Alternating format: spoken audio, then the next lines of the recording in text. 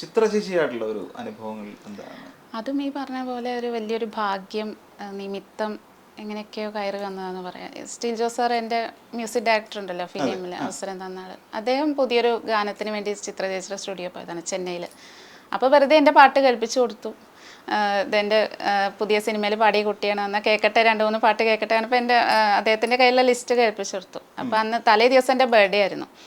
അപ്പോൾ ചിത്ര ചേച്ചി പറഞ്ഞു ഒന്ന് നേരിട്ട് വിളിക്കട്ടെ എന്നൊക്കെ, നേരിട്ട് വിളിക്കണം, സംസാരിക്കണം എന്ന് പറഞ്ഞിട്ട് കണക്ട് ചെയ്യായിരുന്നു. അത് ചിത്ര ചേച്ചി അങ്ങനെ പറഞ്ഞു എന്ന് പറഞ്ഞാൽ അത് വലിയൊരു ഭാഗ്യമാണ് എനിക്ക്. പിന്നെ ബർത്ത്ഡേ വിഷസ് അറിയിച്ചു, സാധകം ചെയ്യണം, നല്ല വോയിസ് ആണ് എന്നൊക്കെ പറഞ്ഞ് കുറേ ഉപദേശങ്ങൾ തന്നു. ചിത്ര ചേച്ചി വിളിച്ച സമയത്ത് ഞാൻ സത്യം പറഞ്ഞാൽ നിന്ന് സ്ഥലത്തുനിന്ന് 4 ചാട്ടം ചാടി. പ്രതീക്ഷിക്കാണ്ടേണല്ലോ, ഈ മുഖമാണല്ലോ കാണുന്നത്, വീഡിയോ കോളായിരുന്നു. അതെ, അതൊക്കെ ശരിക്കും വലിയ ഭാഗ്യം, വളരെ വലിയ ഭാഗ്യമാണ്. നമ്മളവരെയൊക്കെ സ്വപ്നം കാണുന്നവരാ, കാണാൻ പറ്റുന്നൊന്നും വിചാരിച്ചിട്ടില്ല. നേരിട്ട് കാണാൻ ഒരു ദിവസം കാണാം എന്നൊക്കെ പറഞ്ഞിട്ടുണ്ട്. അതെ അല്ലേ, ആഗ്രഹം എത്രയും വേഗം പൂവണിയട്ടെ എന്നതിനാശിക്കുന്നു. അപ്പം ചിത്ര ചേച്ചിയുടെ ഏറ്റവും ഇഷ്ടപ്പെട്ട ഒരു സോങ് ഏതാണ്? ചിത്ര ചേച്ചിയുടെ ഒരുപാട് സോങ്സ് ഇഷ്ടമാണ്. രാജഹംസമേ ഇഷ്ടമാണ്. നാട്ടിൽ സ്ഥിരമായിട്ട് ഗാനമേളകളിലൊക്കെ പാടിയുന്ന ഒരു സോങ് ആയിരുന്നു. പിന്നെ നീലക്കുറിഞ്ഞികൾ ഇഷ്ടമാണ്. ഈ രാജഹംസമേ ഇടയ്ക്ക് പലരും പാടി ഭയങ്കരമായിട്ട് വൈറലായി. പക്ഷെ എനിക്ക് ആ പാട്ട് രാധികയിൽ നിന്ന് കേൾക്കണമെന്ന് തോന്നുന്നു. തീർച്ചയായിട്ടും പാടാം. ഞാൻ എപ്പോഴും ലൈവ് അവതരിപ്പിക്കുമ്പോൾ എൻ്റെ നാട്ടുകാർ ഇപ്പോഴും ചോദിച്ചുകൊണ്ടിരിക്കും രാജഹംസം പാടട്ടോ. എനിക്കൊരു പേരെന്നെ ഉണ്ട് നാട്ടില്, രാജഹംസം. അതുപോലെ ചന്ദ്രകളഭം, അവരുടെ ചന്ദ്രകളഭം എന്ന് പറയും. ചെറിയ കുട്ടിയാകുമ്പോൾ ചന്ദ്രകളഭം പാടിയിട്ട്. ചന്ദ്രകളഭവും പാടിയിട്ടുണ്ട്. ഒരുപാട് വേദികളിൽ പാടിയിട്ടുണ്ട്. എനിക്ക് ഭയങ്കര ഇഷ്ടമാണ് ചന്ദ്രകളഭം. അത് ഭയങ്കരമായ ഒരു സോങ് ആണോ? ഭയങ്കര ദേവരായ മാഷിന്റെ മ്യൂസിക്കും ഒക്കെ ആയിട്ട്. എനിക്ക് എന്തായാലും ജോൺസൺ മാഷിന്റെ മ്യൂസിക്കിൽ പിറന്ന രാജഹംസം കേൾക്കാൻ തോന്നുന്നു. രാജഹംസമേ മഴവിൽ കുടിലേ സ്നേഹദൂതുമായി വരുമോ,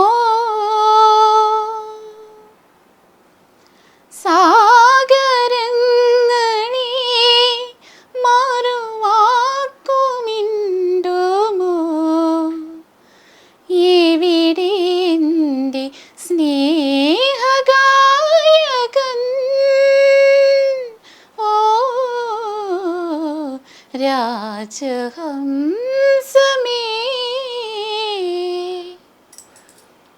ഇതിനകത്ത് ഭയങ്കരമായ ഒരു ഫീലിങ്സ് ഉള്ള ഒരു പാട്ട് തന്നെയാണ് അല്ലേ ഈ രാജഹംസം? വിരഹത്തിൻ്റെതായ ഒരു വല്ലാത്തൊരു അവസ്ഥയിലേക്ക് നമ്മളെ കൊണ്ടെത്തിക്കുന്ന ഒരു സോങ്ങാണ്. ഈ അടുത്ത ദിവസങ്ങളിൽ ഒരു പാട്ട് പാടുകയുണ്ടായി, അത് ഒരു ആൽബത്തിന് വേണ്ടിയിട്ട് വേണുഗോപാൽ സാറിൻ്റെ കൂടെ. ആ ഒരു അനുഭവം എന്ന് പറയാം. അത് ഈ പറഞ്ഞ പോലെ പ്രതീക്ഷിക്കാത്തൊരു അനുഭവമായിരുന്നു. ചെറുപ്പത്തിലൊക്കെ വേണുഗോപാൽ സാറിൻ്റെ പാട്ടുകളൊക്കെ കേട്ടിട്ടാണ് ഉറങ്ങിയിരുന്ന പോലെ. നമ്മുടെ ആരീരാരിരം രാരോ അതുപോലെ ആദ്യമായിട്ട് പഠിച്ചൊരു പാട്ടാണ് ഒന്നാരാഗം പാടി. നല്ല പാട്ടാണ്, മലയാള തനിമ ഉള്ളൊരു പാട്ട്. ഇത് എങ്ങനെ വന്നു വെച്ചാൽ അതേപോലെ തന്നെ സോഷ്യൽ മീഡിയയിൽ എൻ്റെ ഒരു റിലേറ്റീവ് ഉണ്ട്, ചേച്ചിയുണ്ട്, സജിത ചേച്ചി, എൻ്റെ കൂടെ വർക്ക് ചെയ്യുന്ന ടീച്ചറാണ് സജിത ടീച്ചർ. പുള്ളിക്കാരി ഒരു അഡ്വർടൈസ്മെന്റ് കണ്ടത്, അങ്ങനെ ജോസ് കടവിലൊരു ഗായികയെ തേടുന്നു എന്നൊക്കെ പറഞ്ഞിട്ട്. അപ്പം എൻ്റെ ഒരു അനിയത്തിക്കുട്ടി ഉണ്ട്, പാട്ടൊന്ന് കേട്ട് നോക്കൂ പറഞ്ഞിട്ട് സാറിനോട് പറഞ്ഞ് സാർ എന്നെ വിളിക്കുകയായിരുന്നു. അദ്ദേഹം അപ്പം വേണുഗോപാൽജിയുടെ കൂടെ ഒരു സോങ് ചെയ്യണം എന്ന് ആഗ്രഹിച്ചിരിക്കുന്ന ഒരു സമയമായിരുന്നു. അപ്പം എന്നെ വിളിച്ചു, വോയിസ് ഇഷ്ടപ്പെട്ടു. അങ്ങനെ ഇപ്പോൾ റെക്കോർഡിങ് കഴിഞ്ഞു, സാറിനെ നേരിട്ട് കാണാൻ പറ്റി, അനുഗ്രഹം വാങ്ങിക്കാൻ പറ്റി. എന്തോ അറിയില്ല, ഈ ഒരു വർഷം എനിക്ക് അങ്ങനെ ആയിരിക്കാം, ഇങ്ങനെ സെലിബ്രിറ്റീസിനെയൊക്കെ കാണാൻ പറ്റും എന്നുള്ളൊരു യോഗം ഉണ്ടായിരിക്കാം. അത് ആ വഴി ഒരു നമ്മളൊരു സെലിബ്രിറ്റി സ്റ്റാറ്റസിലേക്ക് എത്തിക്കൂടായില്ലല്ലോ. അതെ അതെ, ഇല്ലെങ്കിലും എനിക്ക് കുഴപ്പമില്ല, ഞാൻ ഹാപ്പിയാണ് ഇപ്പോൾ. കാരണം ഒരു ആൽബം പാടാന്നാണ് എൻ്റെ ആഗ്രഹത്തിലുണ്ടായിരുന്നു, അല്ലെങ്കിൽ ഒരു സിനിമ. പക്ഷെ ഇപ്പം എനിക്ക് ആഗ്രഹിച്ചതിനൊക്കെ കൂടുതൽ കിട്ടി. അതുപോലെ മധുചേട്ടൻ്റെ കൂടെ വർക്ക് ചെയ്യാൻ പറ്റി, ബീച്ച് ചേട്ടന് കൂടെ പാടി മനോരമ മ്യൂസിക്കിന് വേണ്ടിയിട്ട്. അതൊക്കെ വലിയൊരു ഭാഗ്യം. ഇപ്പോൾ 7 എണ്ണം പാടി. 7 ആൽബത്തോളം പാടിയിട്ടുണ്ട്. എല്ലാം വളരെ മനോഹരമായ പാട്ടുകളായിരുന്നു. മനോരമ മ്യൂസിക്കിനും സർഗത്തിനൊക്കെ വേണ്ടിയിട്ടാണ് അത് ചെയ്യാൻ പറ്റിയത്. അതും വലിയൊരു ഭാഗ്യം. എനിക്ക് ചന്ദ്രകളഭം വളരെ എന്താ പറയുക, ഒരുപാട് അർത്ഥങ്ങൾ ഉള്ള ഒരു പാട്ട്. വയലാർ രാമവർമ്മയെ പോലൊരു എഴുത്തുകാരനിൽ നിന്നുണ്ടായി, ദേവരാജ മാഷിൽ നിന്ന് എൻ്റെ സംഗീതം പിറക്കുന്നു, ഒരു ചരിത്രമായി മാറിയ ഒരു പാട്ടാണ്. അതൊന്ന് പാടാമോ? ചന്ദ്രകളഭം ചാർത്തിയുറങ്ങും തീരം, ഇന്ദ്രധനുസിൻ തൂവൽ കൊഴിയും തീരം, ഈ മനോഹര തീരത്തു തരുമോ ഇനിയൊരു ജന്മം കൂടി, എനിക്കിനിയൊരു ജന്മം കൂടി. അതെ, നമുക്ക് ഈ എല്ലാം നമുക്ക് പകർന്നു തരുന്ന ഈ ഒരു തീരത്ത് ഇല്ലേ, ഈ ഒരു മനോഹരമായ തീരത്ത് ഇനിയൊരു ജന്മം കൂടി ലഭിക്കണമെന്ന് ആഗ്രഹിക്കുന്നവരാണ് നമ്മളെല്ലാവരും.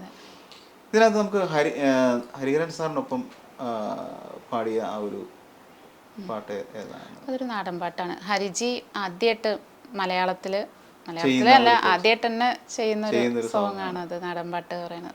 അദ്ദേഹം ഒത്തിരി കഷ്ടപ്പെട്ട് റെക്കോർഡ് ചെയ്യാൻ ആ ഒരു ശൈലിയിൽ നിന്ന് വ്യത്യസ്തമായിട്ടുള്ളൊരു പാട്ടായിരുന്നല്ലോ. എങ്ങനെയായിരുന്നു അതിന്റെ ആ ഒരു റെക്കോർഡിംഗ് ടൈമിൽ നമ്മൾക്ക് ഉണ്ടായ ഒരു ഫീലിങ്സ് എന്തൊക്കെയായിരുന്നു? ആ ഒരു പാട്ട് റെക്കോർഡ് ചെയ്യുമ്പോൾ കണ്ടക്ട് ചെയ്തത് അദ്ദേഹം തന്നെ ആയിരിക്കുമല്ലോ കൺസോളിൽ ഇരുന്നിട്ട്?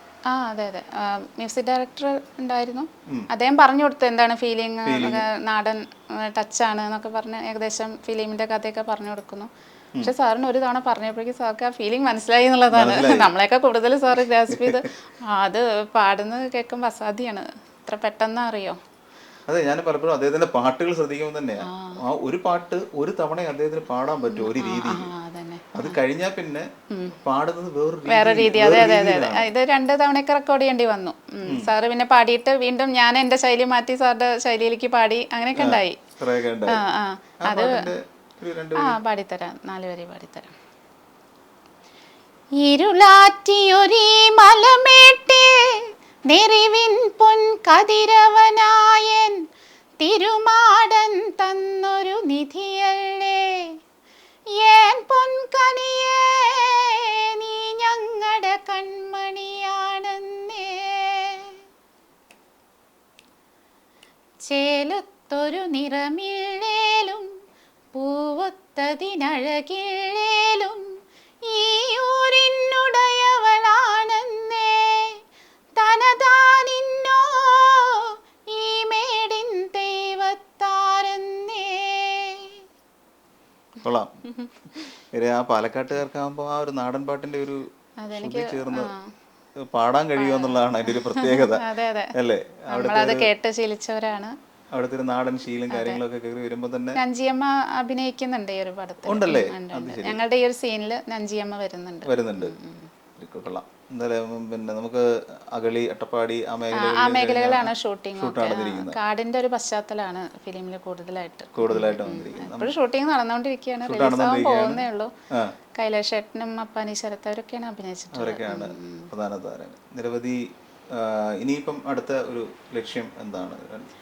സിനിമയിൽ ഒരു കണ്ടിന്യൂ ചെയ്യണമെന്ന് ആഗ്രഹമുണ്ട്. ഒരു കൊമേഴ്ഷ്യൽ മൂവി ഇതേപോലെ സ്വപ്നമാണ്. ശ്രമിക്കുന്നുണ്ട്. നമ്മൾ ശ്രമിച്ചാൽ മാത്രമല്ലേ നമുക്ക് കിട്ടുള്ളൂ. മാക്സിമം ശ്രമിക്കുന്നുണ്ട്. ഭാഗ്യം മാത്രമല്ലല്ലോ, നമ്മൾ ശ്രമം നടത്തിയാൽ തന്നെയാണ് നമുക്ക് പാട്ടും എന്തും കൂടെ വരുള്ളൂ, അവസരം കിട്ടുള്ളൂ. അതുപോലെ ഇതുപോലെ സപ്പോർട്ട് ചെയ്ത് നിൽക്കുന്ന ഒരു ഭർത്താവും കൂടെ ഉള്ളപ്പോൾ ഇതൊക്കെ വളരെ എളുപ്പമാണ് എന്നാണ്. എളുപ്പമാണ്, തീർച്ചയായിട്ടും. ഒരാൾ മതി നമ്മളെ സപ്പോർട്ട് ചെയ്യാൻ, നമ്മുടെ സ്വപ്നങ്ങളെ സാക്ഷാത്കരിക്കാനും. എനിക്ക് തോന്നുന്നു അതായത് ഞാൻ കുറച്ച് മുമ്പ് പറഞ്ഞല്ലോ, കാണുമ്പോഴും സംസാരിക്കുമ്പോഴും അദ്ദേഹം പുലർത്തുന്ന ഒരു പൊളൈറ്റ്നെസ്, ആ ഒരു നന്മ, അത് ഞാനത് കഴിഞ്ഞ ദിവസം കണ്ട സമയം പോലും ഞാൻ അദ്ദേഹത്തിന് മനസ്സിലാക്കിയ ഒരു കാര്യമാണ്. അത് ഭയങ്കര നന്നായിട്ടുണ്ട്. അദ്ദേഹത്തിന്റെ ആ ഒരു കൈത്താങ്ങുണ്ടെങ്കിൽ തന്നെ നിരവധി ഉയരങ്ങൾ കീഴടക്കുവാൻ അധികം കഴിയുമെന്നുള്ള കാര്യം ഒരു 100% ഉറപ്പാണ്, സംശയമില്ലാതെ. ഇത്രയെങ്കിലും സാധിച്ചത് അതിന് വലിയൊരു തെളിവാണ്. അങ്ങനെയാണ് കുടുംബത്തിന്റെ ഒരു സപ്പോർട്ട്. മക്കളൊക്കെ എന്ത് പറയുന്നു? മക്കള് സുഖം. അവരിപ്പോ ഞങ്ങളുടെ കൂടെ യാത്രകൾ ചെയ്തിട്ട് ഇതിങ്ങനെ ആസ്വദിച്ചുകൊണ്ടിരിക്കണു. ഇങ്ങനെ സെലിബ്രിറ്റീസിനെ കാണാൻ പറ്റപ്പോ കഴിഞ്ഞ ദിവസം വേണിച്ചേട്ടനെയൊക്കെ കണ്ടപ്പോ അവർക്ക് വലിയ അത്ഭുതം. TV-ലല്ലേ കാണുന്നുള്ളൂ, അതിന്റെ ഒരു അത്ഭുതം ഉണ്ട് അവർക്കും. ഈ വേണുഗോപാൽ സാറിനെ ഭയങ്കരമായ നമ്മളെ ഒരുപാട് ടച്ച് ചെയ്യുന്ന വിഷാദാർദ്രമായ, അല്ലെങ്കിൽ കുറച്ചുകൂടെ എനിക്ക് തോന്നുന്നു അദ്ദേഹത്തിന്റെ ശബ്ദം, എനിക്ക് തോന്നുന്നു പ്രണയാർദ്രമായ ശബ്ദമാണ് അദ്ദേഹത്തിന്റെ. എപ്പോഴും ഞാൻ ശ്രദ്ധിച്ചിട്ടുണ്ട് പലപ്പോഴും. അങ്ങനെയാണ് ഈ ഒന്നാം രാഗം പാടി. പക്ഷെ അത് ഹമ്മിങ് ഒക്കെ എന്ന് പറഞ്ഞു കഴിഞ്ഞാൽ വേറൊരു ലെവലാണ് അത്. അത് അദ്ദേഹത്തിന് തന്നെ കഴിയും. ഒരു പാട്ട് ഓരോരുത്തർക്കായിട്ട് ജനിക്കണമെന്ന് പറയില്ലേ, അത് വേണുചേട്ടന് വേണ്ടി ജനിച്ചൊരു പാട്ടായിട്ടല്ല എനിക്ക് തോന്നിയിട്ടുള്ളത്. ആ ഒരു ഹമ്മിങ് അദ്ദേഹത്തിന് മാത്രമേ പറ്റുള്ളൂ. തീർച്ചയായും. അതെ അതെ അതെ. അതിനെ അനുകരിച്ച് ഞാൻ കണ്ടിട്ടില്ല. ഇല്ല, പറ്റൂല. എനിക്ക് തോന്നുന്നു ONV സാറിന്റെ വരികളായിരുന്നു തോന്നുന്നു, ജോൺസൺ മാഷ് തന്നെ ആയിരുന്നു എന്റെ മ്യൂസിക്. എനിക്ക് ആ ഒന്നാം രാഗം പാടിയിലെ രണ്ടുപേര് കേട്ടാ കൊള്ളാമെന്നൊരു ആഗ്രഹം. ശ്രമിക്കാം. ഞാൻ ചെറുപ്പത്തിൽ സ്ഥിരമായിട്ട് പാടിയിരുന്നായിരുന്നു കേട്ടോ. ശ്രമിക്കാം. പക്ഷെ ഇപ്പൊ ഞാൻ മോനെ കുറക്കുമ്പോൾ വേണിച്ചേട്ടൻ്റെ രാരി രാരീരം രാരോ അത് സ്ഥിരമായിട്ട് പാടി കൊടുക്കാറുണ്ട്. എന്നാലും ഇത് ശ്രമിക്കാം. ഒന്നാം രാഗം പാടി ഒന്നിനെ മാത്രം തേടി വന്നുവല്ലോ ഇന്നലെ നീ വടക്കും നാഥൻ്റെ മുന്നിൽ, പാടുവതും രാഗമായി തേടുവതും രാഗമായി ദേവനും അനുരാഗിയാം അമ്പലപ്രാവേ. വെറും ശ്രമം. കുഴപ്പമില്ല, നേരത്തെ കുട്ടിക്കാലത്ത് ഇത് ഒരുപാട് തവണ പാടിയിട്ടുള്ളതല്ലേ ഈ ഒരു പാട്ട്. അതുകൊണ്ട് അത് ശ്രമമല്ല, അത് ശരിക്കും പാടിയത് തന്നെയാണ്. പിന്നെ ഇനി എന്താണ് അടുത്ത മുന്നോട്ടുള്ള പോക്കിനെ കുറിച്ച് പറയുമ്പോൾ? മുന്നോട്ട് ഒരുപാട് ആഗ്രഹങ്ങളുണ്ട്. അതിനുവേണ്ടി ശ്രമങ്ങൾ ഇങ്ങനെ തുടർന്നുകൊണ്ടേയിരിക്കണം. നമുക്കിപ്പോൾ അത്യാവശ്യം കോണ്ടാക്ട്സുകളൊക്കെ കിട്ടി തുടങ്ങി ഫിലിമിൽ തന്നെ. അവരും ഈ പറഞ്ഞ പോലെ അവരൊക്കെ കാരണമാണ് ഇങ്ങനെ ഓരോ അവസരങ്ങളും കിട്ടുന്നത് കേട്ടോ. നമ്മളെപ്പോഴും കോണ്ടാക്ട്സുകൾ നിലനിർത്തണം, എന്നാലേ നമുക്ക് എന്തെങ്കിലുമൊക്കെ ആവാൻ കഴിയുമെന്നാണ് എൻ്റെ ഒരു വിശ്വാസം. അപ്പോൾ ഇനി ഒരു കൊമേഴ്ഷ്യൽ മൂവിക്ക് എനിക്ക് ഒന്നും കൂടി പാടണമെന്നുണ്ട്, ഒരെണ്ണം കൂടി. പിന്നെ ഞാൻ ചെയ്ത ആ ഒരു വർക്കൊന്ന് റിലീസാണെന്ന് വലിയൊരു പ്രാർത്ഥനയുണ്ട്. ഒന്നും കൂടി ഒരു ഐഡൻറ്റിറ്റി കിട്ടണം. കാരണം കൊമേഴ്ഷ്യലിക്കൊക്കെ അവരുടെ ഒരു ഇത് ക്രൈറ്റീരിയ വെച്ച് നോക്കുമ്പോൾ മുൻപ് പാടിയ സിനിമ അതേ ഗാനങ്ങളൊക്കെയാണ് ഇപ്പോൾ പലരും ചോദിക്കുന്നത്. ഫീൽഡിലൊക്കെ എക്സ്പീരിയൻസ്, അതെ, അത് വലിയൊരു കാര്യമാണ്. എക്സ്പീരിയൻസും ഇൻഫ്ലുവൻസും ഒക്കെ വലിയൊരു ഫാക്ടറാണ് എന്നാണ് ഞാൻ വിശ്വസിക്കുന്നത്. ഈ ജീവിതയാത്രയിൽ, ഈ ഒരു സംഗീതയാത്രയിൽ നമുക്ക് എവിടെയെങ്കിലും ഒരു തിക്താനുഭവം, നമ്മളെ വിഷമിപ്പിച്ച, നമ്മളെ വേദനിപ്പിച്ച ഏതെങ്കിലും ഒരു സംഭവം ഓർത്തെടുക്കാൻ കഴിയുമോ? അങ്ങനെ വേദനിപ്പിച്ച സംഭവങ്ങളൊന്നുമില്ല. എല്ലാം സുഗമമായി നമ്മുടെ ചിന്തകൾക്കനുസരിച്ച്. സംഗീതം നിർത്തേണ്ടി വന്നത് വലിയൊരു വേദനയെന്ന് എന്നെ സംബന്ധിച്ച്. ഭയങ്കരമായിട്ട് ആഗ്രഹിച്ചിരുന്നൊരു സമയം. കാരണം നമ്മുടെ ടീനേജ് കോളേജിലൊക്കെ പഠിക്കുന്ന ഒരു പ്രായത്തിൽ നമ്മൾ എന്തെങ്കിലുമൊക്കെ പരിപാടികൾ പങ്കെടുക്കാൻ കൊതിക്കുന്നൊരു കാലം. ചെറുപ്പം എന്ന് പറഞ്ഞാൽ നമ്മുടെ പാരൻസ് ഒരു പക്ഷേ നമ്മൾ ഉന്തി തള്ളി വിടും, നമുക്ക് അതിനെക്കുറിച്ചൊരു ചിന്ത വരുന്നില്ല. പക്ഷേ ശരിക്കും ഒരു സ്പാർക്ക് കിട്ടുന്നത് നമുക്ക് കോളേജ് ടൈമിലായിരിക്കും. അപ്പം അങ്ങനെ ആഗ്രഹിച്ച ഒരു സമയത്ത് നമുക്ക് പലപ്പോഴും ആ ഒരു പ്രോത്സാഹനം തരാനോ അങ്ങനെ ആരും ഇല്ലാണ്ട് ഒരുപാട് വിഷമിച്ച് കരഞ്ഞിട്ടുള്ള ദിവസങ്ങളുണ്ട് ഞാൻ ഒരുപാട്. അങ്ങനെ ഒരു ഇത് മാത്രമേ ഉണ്ടായിട്ടുള്ളൂ. അല്ലാണ്ട് ഫീൽഡിൽ ഇറങ്ങിയതിന് ശേഷം തിക്താനുഭവങ്ങൾ ഇല്ല തന്നെ പറയാം. അല്ല, എല്ലാവരും സപ്പോർട്ടാണ്. ഇപ്പം അവരൊക്കെ വലിയ സപ്പോർട്ടാണ്. കാരണം ഇത്രയും ഒരു ഇതെന്ന് വീണ്ടും ഉയർത്തെഴുന്നേറ്റ ഒരു ഇതിൽ അവരെല്ലാവരും സപ്പോർട്ട് ആണ്. അത്രത്തോളം ഞാൻ സംഗീതത്തെ പാതി വഴിയിൽ ഉപേക്ഷിച്ചൊരവസ്ഥ അനുഭവങ്ങൾ കൊണ്ടാണ്. പല അനുഭവങ്ങളും ഉണ്ടായിട്ടുണ്ട്. അതുകൊണ്ട് ഉപേക്ഷിക്കേണ്ടി വന്നതാണ് എനിക്ക്. നിർബന്ധിത വീട്ടിലെ സാഹചര്യങ്ങൾ അങ്ങനെ ആയിരുന്നു. അമ്മയുടെ മരണശേഷം അങ്ങനെയൊക്കെ ഒരു അച്ഛൻ ഭയങ്കര ഡെസ്പായിരുന്നു. അപ്പോൾ നമ്മുടെ വീട്ടിൽ നിന്ന് ആരും നമ്മളെ പല പ്രോഗ്രാമുകളിലും ഞാൻ തനിയെ പോയിട്ടുണ്ട്. അന്നൊക്കെ ഇപ്പോഴാണെങ്കിൽ നമ്മൾ എങ്ങോട്ട് തനിയെ പോവാം. അന്നൊക്കെ ആ ഒരു കാലഘട്ടത്തിലൊക്കെ ചിലപ്പോൾ തൃശ്ശൂർ ഓഡിഷൻ ഞാൻ തനിയെ പോകേണ്ടി വന്നിട്ടുണ്ട്. നമ്മുടെ ഒരു താല്പര്യം മാത്രം അങ്ങനെയൊക്കെ. അത് കാരണം അത് വലിയൊരു വിഷമമായിരുന്നു. അന്ന് ഞാൻ പലപ്പോഴും ചിന്തിച്ചിട്ടുണ്ട്, ഒരാൾ സപ്പോർട്ടിന് വരണ ഒരാളുണ്ടായിരുന്നെങ്കിൽ. കാരണം ആ ഒരു ടൈമിൽ നമ്മൾ ഫീൽഡിൽ കയറി ഒന്നും കൂടി ഒരു എളുപ്പമായിരുന്നു തോന്നിയിട്ടുണ്ട്. പിന്നെ ഞാൻ സംഗീതം ഉപേക്ഷിച്ചു, അതായത് പഠനം വേണ്ടാന്ന് വെച്ചു. ശാസ്ത്രീയ സംഗീതം കംപ്ലീറ്റ് മനസ്സിന്ന് പോയി. ഇപ്പം വീണ്ടും ഞാൻ തുടങ്ങിയിട്ടുള്ളൂ. കാരണം ഒരു സമയത്ത് ഉപേക്ഷിച്ച് നമുക്ക് വീണ്ടും പൊടി തട്ടിയെടുക്കാൻ ഒത്തിരി പ്രയാസം ഉണ്ടാകും. അപ്പം ഞാൻ തുടങ്ങി, ഹസ്ബൻഡ് നിർബന്ധിച്ച് അങ്ങനെ തുടങ്ങി. ഫീൽഡിൽ ഇറങ്ങിയതിന് ശേഷം തിക്താനുഭവങ്ങൾ ഇതുവരെ ഉണ്ടായിട്ടില്ല. എല്ലാവരും ഫീൽഡിലുള്ളവരടക്കം ഓരോരുത്തരും അതെ നമ്മളെ പേര് എവിടെയെങ്കിലും ഇൻട്രൊഡ്യൂസ് ചെയ്യാൻ വേണ്ടി ശ്രമിക്കുന്നവരാണ്. നല്ല അനുഭവം ഉണ്ടായിട്ടുള്ളൂ. ഈ സോഷ്യൽ മീഡിയ നമുക്ക് ഇപ്പോൾ പലരും കുറ്റം പറഞ്ഞു തുടങ്ങിയിട്ടുണ്ട്. സോഷ്യൽ മീഡിയ ഒരു സമയത്ത് നല്ലതായിരുന്നു, ഇപ്പോൾ കുറ്റം പറഞ്ഞു തുടങ്ങിയിട്ടുണ്ട്. സോഷ്യൽ മീഡിയ എത്രത്തോളം ഈ ഒരു സംഗീതയാത്രയെ സ്വാധീനിച്ചിട്ടുണ്ട്? സോഷ്യൽ മീഡിയ കാരണമാണ് ഞാനിപ്പോൾ ഇവിടെ ഇരിക്കുന്നത്. അത് എനിക്ക് അങ്ങനെ ഉണ്ടായിട്ടില്ല. അതായത് സപ്പോർട്ട് മാത്രമേ കിട്ടിയിട്ടുള്ളൂ.